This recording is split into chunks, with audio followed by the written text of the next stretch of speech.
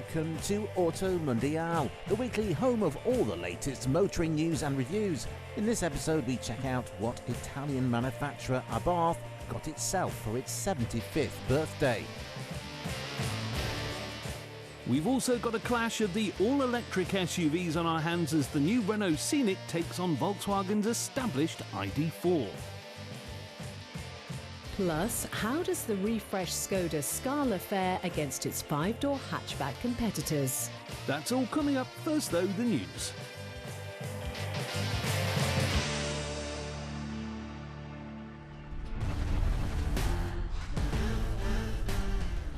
In recent years, car interiors have tended towards larger screens and fewer physical buttons for features like climate control and music functionality. But some manufacturers are taking the idea a step too far, according to the safety testing body Euro NCAP. As of 2026, the independent organisation will encourage car makers looking for 5-star safety ratings to provide consumers with physical buttons rather than forcing them to scroll through menus.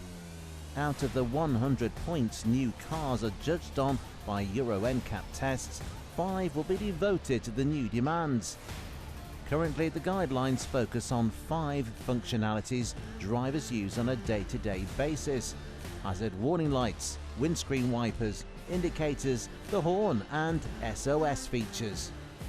An independent organisation, the new Euro NCAP guidelines are not a requirement for car manufacturers, but boasting a full 5-star safety rating has become important business in the automotive industry.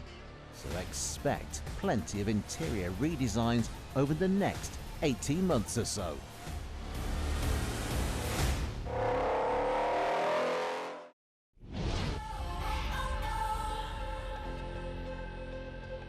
First seen on a Renault boot lid in 1996, the Scenic name is fast approaching its 30th anniversary. But it seems the French manufacturer is still keen to keep it around.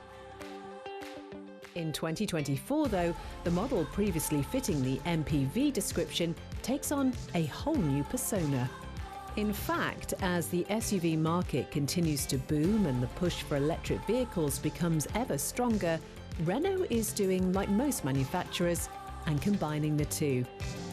Yes, the new look Renault Scenic adopts the E-Tech name, replacing an internal combustion engine with a battery and motor, all whilst growing to fit an SUV shape. But unlike many SUVs, we actually find the new Renault family car to be quite the looker. Like most modern EVs, the Scenic does away with intake grilles required by internal combustion. But unlike the majority of its rivals, the French model retains interesting design elements to its front end.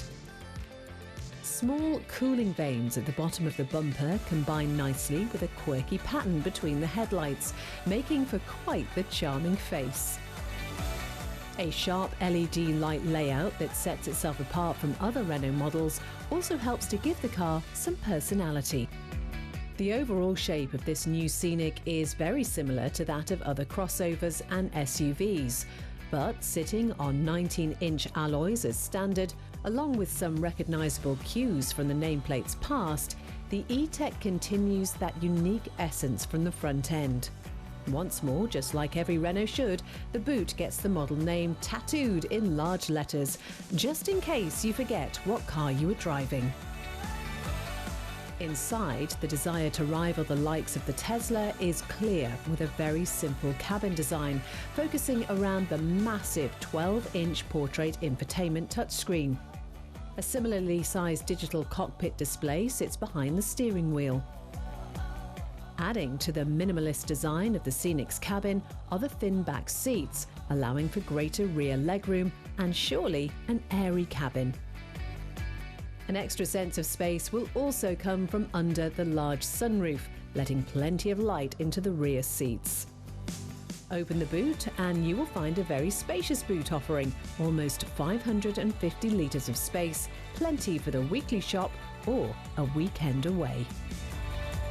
In the UK, the new Scenic is available with an 87 kilowatt-hour battery, providing some 379 miles of range.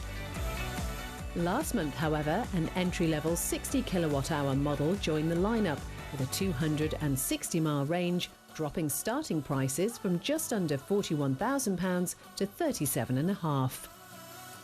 The entry-level model gets 130 kilowatt fast charging, enough to go from 15 to 80% in 32 minutes, while the larger battery gets 150 kilowatt capability, dropping charging times by a minute or two. No doubt this is plenty to keep up with the competition. But what is that competition? Well, currently the electric SUV market is growing at a considerable rate, with manufacturers from all ends of the spectrum dipping their toes in. But at its circa £40,000 starting price, the Volkswagen ID.4 is certainly one of the French model's closest rivals. First launched in mid-2020, the German brand's all-electric SUV received a software refresh last year, notably enhancing the infotainment experience. The German EV now comes with a whopping 12.9-inch touchscreen taking centre stage in an otherwise grey cabin. The ID.4 evidently does not capture buyers through its funky interior design. Outside, and it's the same story, with very VW styling. The smooth SUV body was clearly designed with aerodynamic efficiency in mind, but tall panels on all four sides make the car appear much taller and more cumbersome than it really is. In the entry-level £43,000 match pure trim level, the ID.4 gets a 52 kilowatt-hour battery offering 224 miles on a full charge.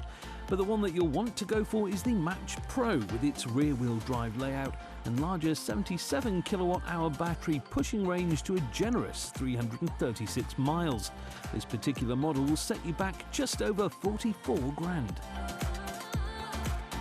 At the end of the day, electric vehicle values continue to plummet on the second-hand market, so looking at the 2 to 3 year old equivalent ID.4 may be the best option.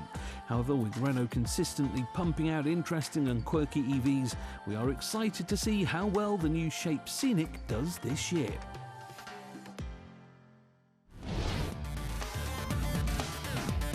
After the break, Abarth celebrates its 75th birthday in style.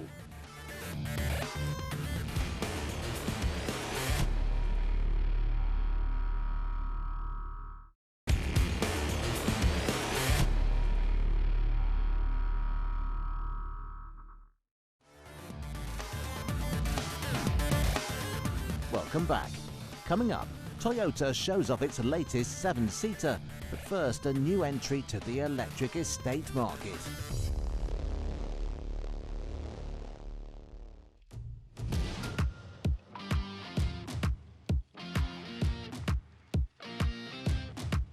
Following on from the M3 Touring launched in late 2022, BMW is experiencing an estate craze at the moment. The German brand has followed up the bomb of a family car with an estate version of its large all-electric saloon. Yes, the BMW i5 now exists in touring form, showing that the SUV is not the only solution to the comfortable electric family runabout question.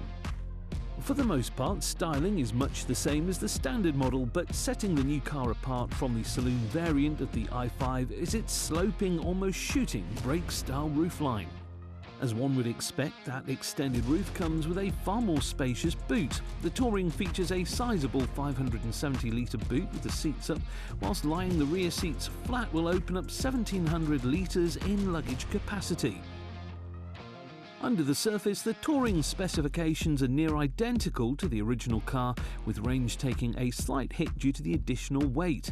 Whilst the more powerful M60 model exists of the i5 Touring, with the equivalent of 600 horsepower, the more usable eDrive 40 example has a more sedate 250 kilowatt or 340 brake horsepower. With a rear-wheel drive layout and an AC 1.5 kilowatt-hour battery, this variant of i5 reaches 62 from a stop in around 6 seconds. The claimed range sits between 326 and 342 miles, certainly placing it as a contender in the EV class. However, if you're looking for the M3 Touring performance with electric oomph, the M60 i5 Touring will propel you from 0 to 62 in 3.9 seconds thanks to its all-wheel drive system. But the additional power and drag do take away from its overall range, dropping to between 280 and 310 miles depending on driving vigour. The range-topping M60 variant is set to hit the market just under the £100,000 mark, but for the more approachable example, prices start at £69,000.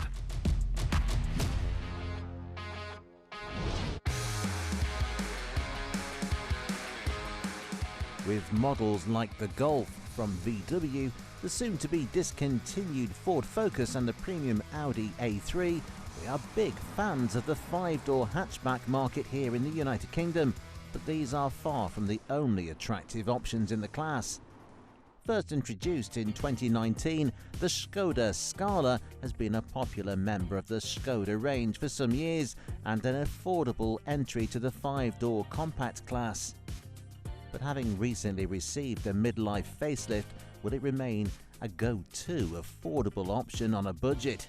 And will it manage to take on the big dogs of the compact class? Straight off the bat, there is no looking past the Scala's pricing. The little Skoda starts at just over £22,000, making it an attractive alternative to the standard Golf and Focus 5-door hatchbacks. On offer are a trio of trim levels ranging from the most basic SE to the SEL and up to the range-topping Monte Carlo. However, even from the lower end of the spectrum, the Scala represents a commendable amount of creature comforts. As standard, the Scala comes with a generous 9.2-inch infotainment touchscreen alongside a 10.25-inch display sat within the instrument cluster. The options list shows Apple CarPlay and Android Auto being included in the base price, whilst the USB-C charging port features fast charging for a plethora of devices. As one would expect, the standard SE and SEL models come with a rather rudimentary upholstery inside. However, the top Monte Carlo trim level injects a touch of flair with sportier seats, a special 3-spoke steering wheel, as well as ambient lighting and cool carbon fibre look pieces. It is outside that the new facelift Scala really shows its freshness. Whilst there are no major changes from the outgoing model, minor tweaks throughout the styling make for an overall more aggressive look. Despite contending with the Golf, the Skoda Scala shares the MQB platform, albeit in an extended form, with the VW Polo. But there are several models in the class that don't use a VW Group platform as a base chassis, namely the soon-to-be discontinued Ford Focus. A staple of the class for decades, the Focus is a popular model here in Britain. But as Ford prepares to phase it out next year, this is your last chance to get your hands on a brand new 5-door hatch from the Blue Oval. While the Skoda Scala feels fresh thanks to its recent facelift, the Ford Focus is now an aged model. With just a year to go until the famous name disappears from dealership forecourts, the last notable refresh the car received was back in 2022. There's no doubt the model is still a looker, but we have all seen it enough to want something new. Inside, the Focus's struggle to surprise continues, as the steering wheel in particular remains about as Ford as an Anglia in Essex. At 13.2 inches, the dash-mounted infotainment screen is sizable for its class, so menu diving may well be easier than in the Skoda. However, we feel its size does overshadow the rest of the cabin somewhat. Unlike the Skoda's offering of just 3 petrol engines, 2 1-litre 3-cylinders and a Pokia 1.5-litre unit, the Focus is available with a selection of 5 power plants. A 1-litre 3-pot is available in 3 specifications, of which 2 get mild hybrid assistance, ranging from the basic sub-20 grand 125 brake horsepower version to a 155 bhp model. A diesel 1.5-litre 4-cylinder makes for greater torque, and for less sedate experience, the Focus ST gets a 2.3-litre 4-pot, putting out 280 brake. With more body style options, greater reputation, and sitting at a similar price point, the Ford will no doubt outsell the Skoda Scala in its final year on the market. But there's certainly nothing wrong with moving away from the herd and taking a different path.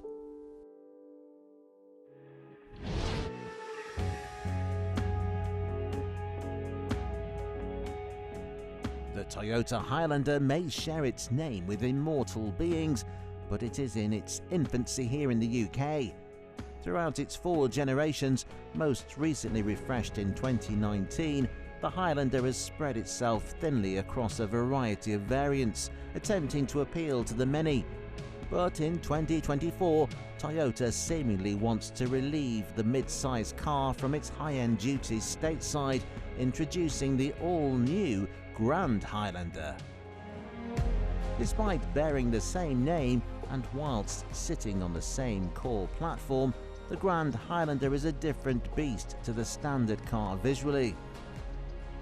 Larger side panels below the windows and extended bumpers give the car a more premium look to it. You could almost say that the larger front grille and additional chrome details give the car a touch of bling. The Grand Highlander gets an additional 4 inches or 10 centimetres to the wheelbase, so legroom is far greater across the 3 rows of seating. Up front, an array of buttons is a pleasing sight to see, meaning fiddling through touchscreen submenus should not be an issue here. The infotainment system, focusing around the 12.3-inch touchscreen, features wireless Apple CarPlay and Android Auto compatibility. The limited specification as well as the lesser XLE edition come with a 2.4-litre 4-cylinder engine with an automatic transmission. A hybrid variant bumps that displacement up by 100cc, but also allows the model far greater fuel mileage of up to 43 miles per gallon on combined tests. At 2.5 litres, the Toyota Grand Highlander is among entries with the smallest engines in the mid-size SUV class.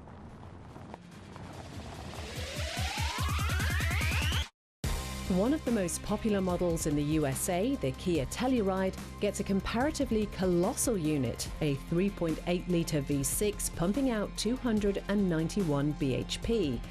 But that larger block does take its toll on fuel economy, dropping down to 29 miles per gallon.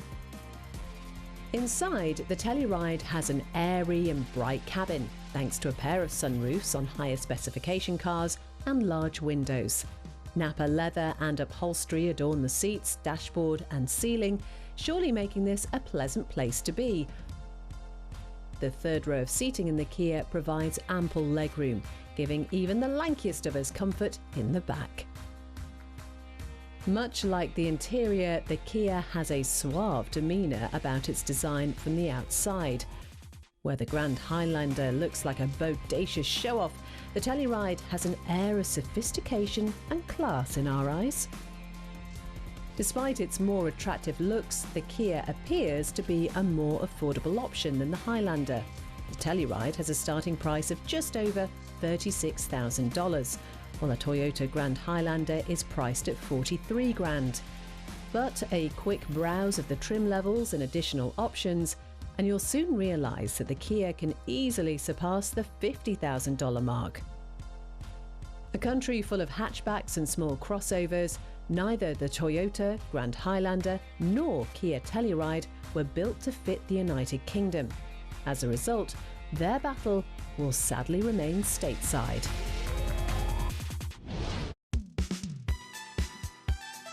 Best associated with sporty Fiats, the Abarth name is celebrating its 75th anniversary in 2024. To mark 3/4 of a century as one of the most recognisable names in Italian motoring, the car maker has launched a special edition of its much-loved 695. The souped-up Fiat 500 may be on its way out with an electric version inbound, but that isn't stopping Italy from giving its 4-cylinder hot hatch a last hurrah in the shape of the Abarth 695 75 Anniversario. As part of the limited edition package, the Aniversario is draped in black with a number of gold touches, namely the Abarth Scorpion sitting pretty on the roof, not that many motorists would notice it up there. Aside from additions visible from space, the 75 Aniversario gets gold Abarth sign writing along the doors, elegant edition logos in places, and 17-inch alloys also finished in a gold tinge. Inside, this is very much a standard Abarth 695 with its Sabelt carbon fibre seats, touches of Alcantara and 7-inch screen with Apple CarPlay and Android Auto connectivity. Under the shell, the 1.4-litre turbocharged 4-cylinder T-Jet engine is good for 180 brake horsepower and 185 foot-pounds of torque, pushing the Aniversario to 62 miles per hour in 6.7 seconds. In total, just 1,368 cars will leave the factory, a number rather pedantically referring to the engine capacity in centimetres cubed. Sadly for UK Abarth fans, every model is to be sold in Italy. So for us, it's time to move over to the battery-powered Abarth 500e with its speaker-based exhaust note.